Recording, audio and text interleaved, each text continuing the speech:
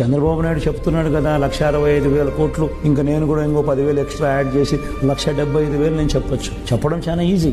నేను ఆల్రెడీ 59 నెలల్లో చేసిన గవర్నెన్స్ ద్వారా దేవుడి దయతో ఆ క్రెడిబిలిటీ అనేది ఎస్టాబ్లిష్ అయింది. కానీ అబద్ధం చెప్పడం కరెక్ట్ కాదు. చేయగలిగింది చెప్పాలి.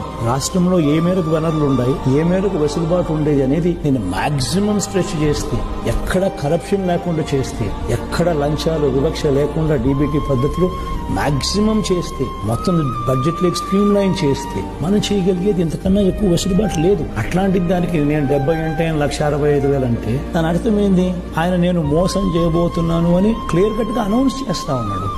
ఇంత దారుణంగా నేను మోసం చేయబోతున్నాను అని చెప్పి అనౌన్స్ చేస్తూ దాన్ని బుల్డోజ్ చేస్తూ తన అబద్ధాలు తన మోసాలతో ఈ దత్తపుత్రులు వీళ్ళంతా బుల్డోజ్ చేస్తూ చెప్పడమే ఒక ఆశ్చర్యం. అబద్ధం అని తెలుసు, మోసం అని తెలుసు, జరగదని తెలుసు.